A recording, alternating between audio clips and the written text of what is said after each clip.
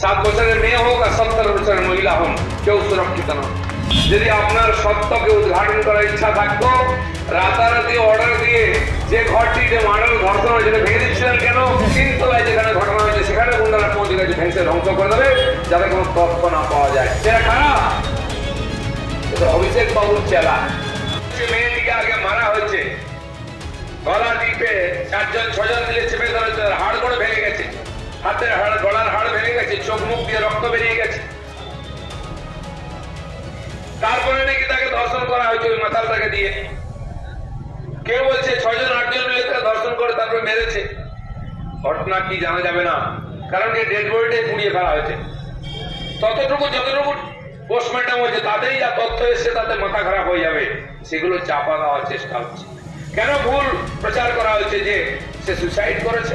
কেন dead body দেখতে দেওয়া হয়নি? তার পরিবারের লোককে কেন হাতে দেওয়া হয়নি? পোস্টমর্টম করে দিয়ে দিন, তার মেয়ের লাশ নিয়ে তারা ফেলে দেবে, পুড়াবে, কি করবে তার ব্যাপার। সব গোপন রাখার চেষ্টা চলছে, কাউকে বাঁচানোর চেষ্টা চলছে। কাকে? ওই কলেজের প্রিন্সিপাল সন্দীপ ঘোষ, যাকে সাসপেন্ড করালো, সাসপেন্ড করায়নি, তিনি পদত্যাগ করে দিলেন। কেন? জনরসে পিটিয়ে মেরে দেবে লোক, যেভাবে রেখে গেছে, যেভাবে আন্দোলন চলছে।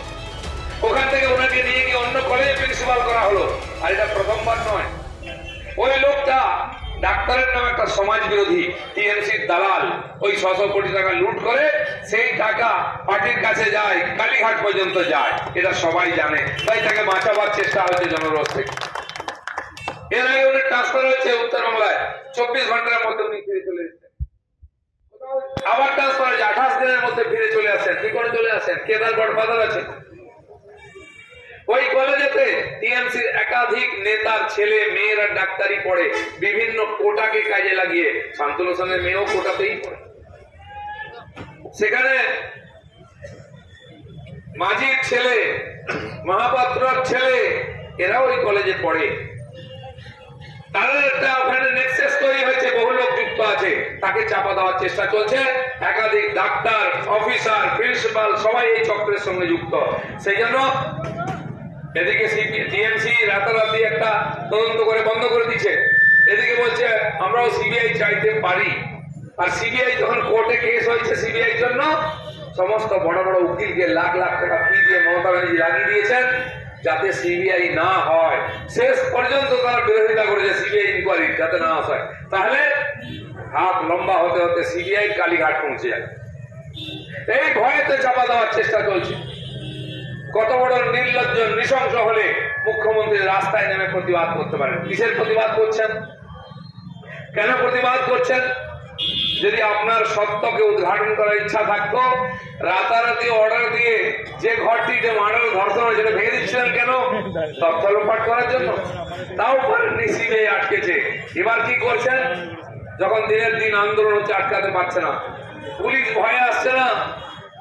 এমনকি পুলিশের সামনে এই ঘটনা ঘটেছে, ভাঙাভাঙি হয়েছে, শেষ পর্যন্ত বাকি যে তথ্য আছে সেগুলোকে লোপাট করার জন্য হাজার হাজার গুন্ডাকে বাইরে থেকে আনা হয়েছে, রাত্রবেলা ঢুকিয়ে দিয়ে ভাঙা হয়েছে হসপিটাল, পুরো করে দেওয়া হয়েছে। তার যেটা কি বলে স্বাগত কক্ষ আছে, ডাক্তাররা বসেন, আউটডোর, এমনকি 3 তলায় যেখানে ঘটনা হয়েছে সেখানে গুন্ডারা পৌঁছে গেছে, ভেঙে ধ্বংস করে দেবে যাতে কোনো তথ্য না পাওয়া যায়। সেটা খারাপ। এসব অভিষেক বাবুর চেলা। পেছনে আছে বেলগাছিয়া বস্তি, যেখানে অনুপ্রবেশকারীরা রোহিঙ্গারা আছে, যারা বাংলাদেশে উৎপাত করছে, তাদেরকে কাজে লাগানো হয়েছে। হাজার হাজার লোক লাঠি ফাটি নিয়ে ঢুকেছে, পুলিশ দাঁড়িয়ে দেখছে, একটা লোককে লাঠি মারেনি, ধরেনি। আর আপনি রাস্তায় আন্দোলন করতে যান, রেলে করে ছেড়ে আসবে। যে লোকটিকে ধরা হয়েছে সে একজন দোষী, কিন্তু তার চেয়ে অনেক বড় বড় মাথা আছে, তাদেরকে ধরতে হবে, সাজা দিতে হবে। কিন্তু ওইটা মাতালটা, ড্রাগখোরটা, তাকে বারবার কাজে লাগিয়ে এই ধরনের জঘন্য কাজ করা হয়। সে পুলিশের গাড়ি ব্যবহার করে, সে নাকি সিভিক পুলিশ, সে পুলিশের পোশাক পরে ঘুরে বেড়ায়, সে পুলিশের ব্যারেকে থাকে। কেন পুলিশ এই সমাজ বিরোধীদের নিজের গাড়ি ব্যবহার করতে দেয়, পোশাক ব্যবহার করতে দেয়? কেন নিজের ব্যারেকে রাখে? পুলিশ কি দোষী নয়? যে পুলিশ প্রধান ঘোষণা করে দিচ্ছেন আমরা ধরবো, ফাঁসি দেবো ওকে, ও সুইসাইড করেছে, সেই পুলিশ প্রধানকে কেন অ্যারেস্ট করা হবে না? কেন সিবিআই এর সামনে দাঁড় করানো হবে না? কে তাকে বলেছে এটা ঘোষণা করতে? একজন আইপিএস অফিসার এই ধরনের মিথ্যা কথা বলে লোককে কেন বিভ্রান্ত করছে?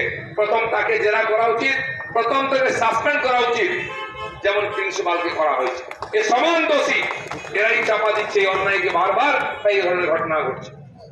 পশ্চিমবাংলায় খুন ধর্ষণ কোন নতুন কথা নয়, পাড়ায় পাড়ায় জেলায় জেলায় প্রতিদিন ঘটনা ঘটছে। 7 বছরের মেয়ে হোক আর 70 বছরের মহিলা হন, কেউ সুরক্ষিত নয়, সবাইকে এই ধরনের অত্যাচারের সম্মুখীন হতে হচ্ছে। কিন্তু শুনেছেন একটা লোককেও ফাঁসি, মমতা ব্যানার্জি বলছেন ফাঁসি চাই। আরে আপনার মরদ আছে ফাঁসির আবার, তাহলে কামদুনি ঘটনা ঘটলে কি হলো? আপনি সরকারে আসার সঙ্গে সঙ্গে উত্তর চব্বিশ কামদুনিতে ঘোষের বাড়ির মেয়ে স্কুল থেকে কলেজ থেকে আসছিল, তাকে ধর্ষণ করে দুষ্কৃতকারী তার পা ছিঁড়ে দিয়েছিল।